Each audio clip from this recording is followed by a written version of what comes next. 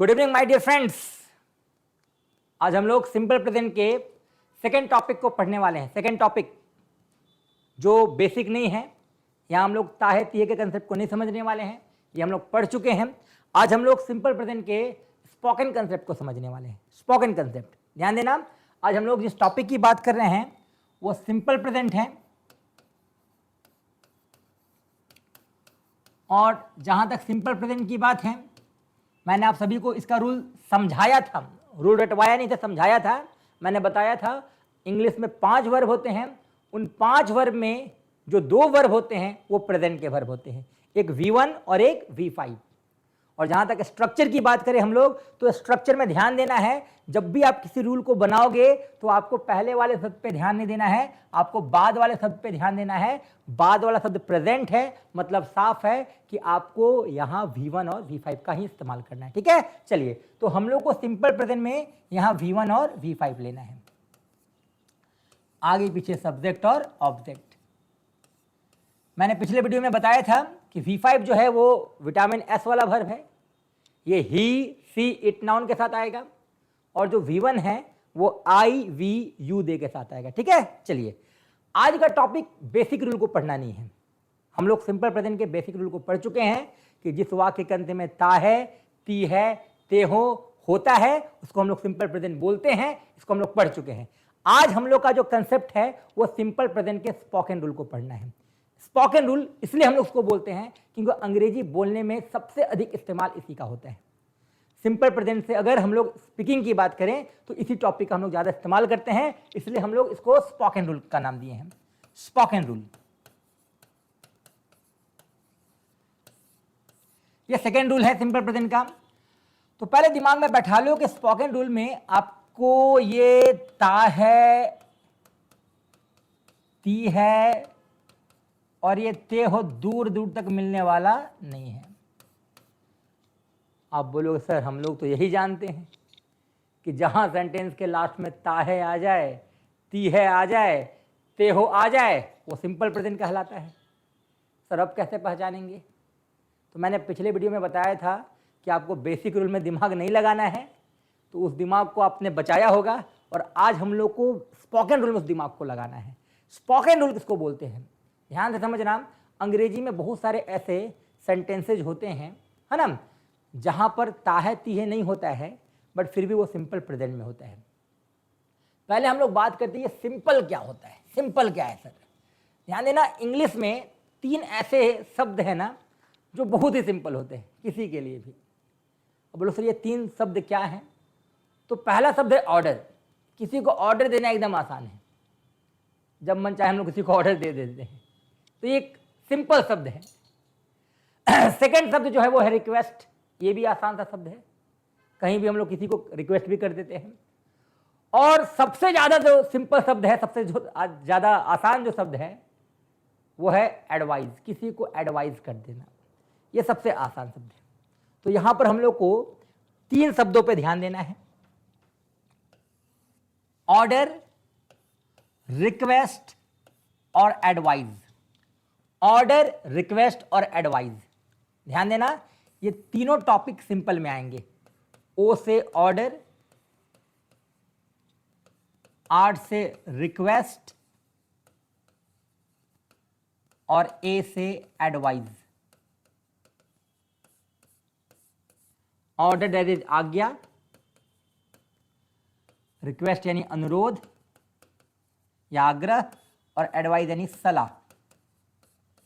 ध्यान देना, ये जो तीनों टॉपिक है, ऑर्डर, रिक्वेस्ट और एडवाइस, ये भी सिंपल प्रेजेंट में आएगा। ठीक है, चलिए पहले हम लोग तीनों में अंतर जान लेते हैं। ऑर्डर किसको बोलते हैं? ध्यान देना, ऑर्डर वो सेंटेंस होता है जो स्ट्रिक्ट होता है। याद रखना, ऑर्डर वो सेंटेंस होता है जो स्ट्रिक्ट होता है।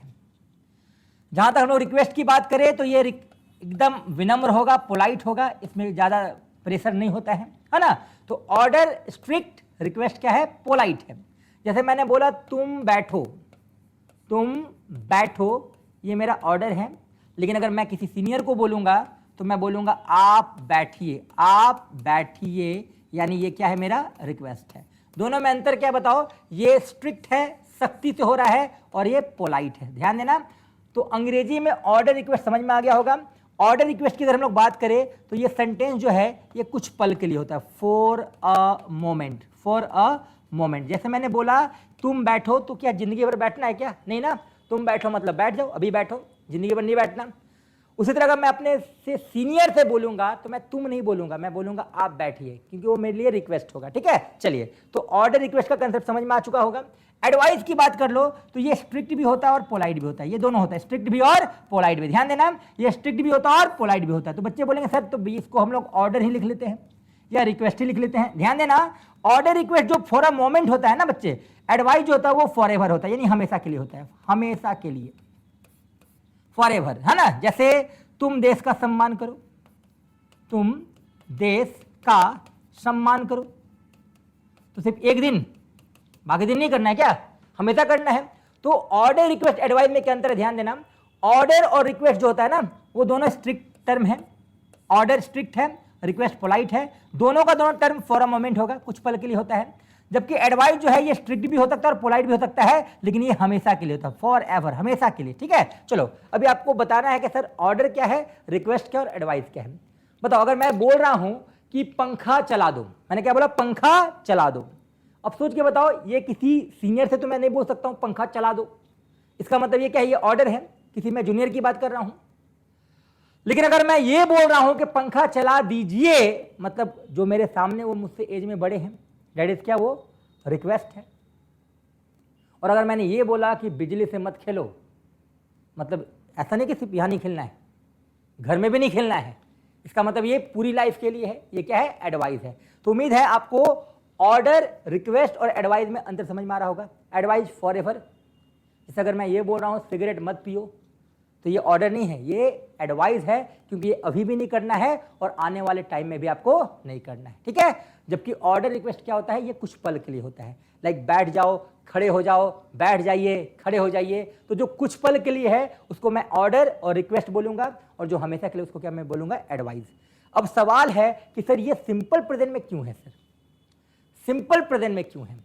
मैंने बताया कि सिंपल 3 टॉपिक है, एक ऑर्डर, एक रिक्वेस्ट और एक एडवाइस, ये दुनिया के सबसे सिंपल टॉपिक्स हैं। इसको प्रेजेंट में रखने का कारण क्या है, ध्यान से समझना।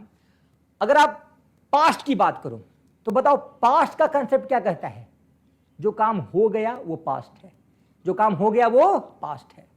आप हमको ये बताओ कि तुम बैठो, तुम बैठो, क्या ये हो चुका है क्या? बिल्कुल नहीं। आप बैठिए, ये भी नहीं हुआ है, और तुम देश का सम्मान करो, ये भी नहीं हुआ है। मतलब ये सेंटेंस तीनों का तीनों पास्ट में नहीं है, यानी ये पास्ट के कंसेप्ट को फॉलो नहीं करेगा, ये पास्ट के कंसेप्ट को फॉलो बिल्कुल नहीं करेगा। और अगर हम लोग फ्यूचर की बात करें तो फ्यूचर के लिए सेंटेंस का अंत देखते हैं हम लोग। अंत में क्या होता है, गागेगी, क्योंकि यही गागेगी सेल का फॉर्म लेता है, और सेल का फ्यूचर में आना बिल्कुल अनिवार्य है। अगर सेंटेंस में गागेगी है, दैट इज फ्यूचर। आप तीनों के तीनों वाक्य में देख लो, कहीं पर भी गागेगी नहीं है, मतलब ये पास्ट और फ्यूचर नहीं है। तो बचा क्या, प्रेजेंट। इस टॉपिक को हम लोग सिंपल प्रेजेंट में पढ़ेंगे। नाम से ऑर्डर, रिक्वेस्ट, एडवाइस तीनों को जोड़ दो, हो जाएगा ओरा। ओरा का टॉपिक सिंपल प्रेजेंट में आता है। इसको बहुत लोग पढ़ाता नहीं है, लेकिन आपको जान के आश्चर्य होगा कि मैक्सिमम जो हम लोग अंग्रेजी की बातें करते हैं इसी टॉपिक से करते हैं, ओरा से ही बात करते हैं। जब भी हम लोग ओरा की बात करें, ऑर्डर, रिक्वेस्ट और एडवाइस, ये अक्सर हम लोग अंग्रेजी में सुनते भी होंगे। स्कूल में जब हम लोग पढ़ते थे तो बाहर में हम लोग बोलते थे सर को, मे आई कम इन सर, तो सर बोलते थे कम इन, ये ओरा है, ये भी सिंपल प्रेजेंट का ही टॉपिक है। आप कभी कभी सुनते भी होंगे, कोई लोग बोलता होगा mind your language, mind your language, जुबान संभाल के बात करो। वो क्या कर रहा भाई, वो आपको आदेश दे रहा है। ये भी सिंपल प्रेजेंट का ही टॉपिक है। कुछ लोग बोलता गो टू हेल, भाड़ में जाओ, ये भी सिंपल प्रेजेंट है। आपको आश्चर्य होगा, आप हर दिन अपने घर में कम से कम 10 से 20 सेंटेंस सिंपल प्रेजेंट के इस टॉपिक से बोलते हो। बड़ा आश्चर्य है कि आप ये पढ़ते नहीं हो। आप मम्मी को बोलते हो ना, खाना लाओ, ब्रिंग फूड, टीवी चला दो, स्विच ऑन द टीवी, बर्तन रख दो, ऐसा वाक्य बोलते हो, लेकिन जब आप सोचना शुरू करते हो तो आप कंफ्यूज हो जाते हो, सर ये किस टेंस में है। तो माय डियर स्टूडेंट्स, ये भी सिंपल प्रेजेंट का टॉपिक है, बट ये स्पोकन में बहुत ज़्यादा इस्तेमाल होता है। आपके स्कूल में आपके टीचर भी बोलते होंगे स्टैंड अप, खड़े हो जाओ, ऑर्डर दिया आपको, प्लीज कीप क्वाइट, उन्होंने आपसे रिक्वेस्ट किया। Get out from my class. Again उन्होंने आपको क्या दिया, ऑर्डर दिया, लेकिन पढ़ाएंगे क्या, राम आम खाता है, सीता चाय बनाती है। उस कंसेप्ट से आप जिंदगी में इंग्लिश बोलना नहीं सीख सकते हो।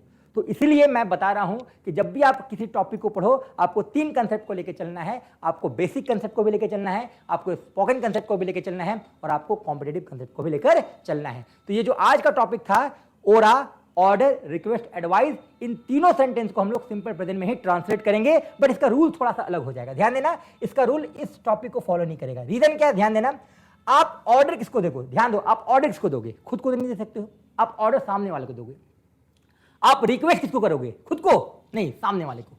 और आप एडवाइस किसको दोगे, सामने वाले को। मतलब साफ है कि ऑर्डर, रिक्वेस्ट, एडवाइस, ये सारे जो सेंटेंसेज हैं ये सामने वाले के लिए है। सामने वाला सब्जेक्ट कौन है बताओ, यू है, यानी इसका जो स्ट्रक्चर होगा वो यू हो जाएगा। और मैंने बताया था यू स्ट्रॉन्ग पर्सन है, इसके साथ V5 नहीं लगता है, मतलब यू के साथ क्या लगाना है, V1 प्लस ऑब्जेक्ट। ये सिंपल प्रेजेंट का एक नया रूल है जो हम लोग को पढ़ना कहां है, स्पोकन में, ये बेसिक में नहीं पढ़ना है, ठीक है। तो आज के बाद अगर मैं आपसे पूछूं कि क्या सिंपल प्रेजेंट ताहे तिहे होता है, तो आपको बोलना नहीं सर, सिंपल प्रेजेंट बिना ताहे तिहे का भी होता है। और वो कंसेप्ट क्या है, ओरा। बताओ, ओ से क्या, ऑर्डर, आर से क्या, रिक्वेस्ट, और ए से क्या, एडवाइस। ये तीनों का तीनों टॉपिक बहुत ही आसान है, इसलिए हम लोग उसको पढ़ने वाले कहां, सिंपल प्रेजेंट में। आज के बाद आपको दिमाग में रखना है कि सिंपल प्रेजेंट बिना ताहे तिहे का भी होता है, ठीक है। चलिए, उम्मीद है आपको ये वीडियो एकदम समझ में आया होगा। आज के बाद कभी भी आप ऐसा वाक्य जो है जो आपको मिल जाए तो आपको समझना है कि ये भी सिंपल प्रेजेंट का टॉपिक है। कंसेप्ट आसान है, ऑर्डर, रिक्वेस्ट, एडवाइस। अगर मैं बोलूं कि आप अंग्रेजी सीखो तो ये मेरा क्या है, एडवाइस है ना। अगर मैं बोलूं कि आप लोग मेरे वीडियोस को देखो, ये भी क्या मेरा एडवाइस है। तो ये सेंटेंस जो है ये भी सिंपल प्रेजेंट में ही ट्रांसलेट होंगे।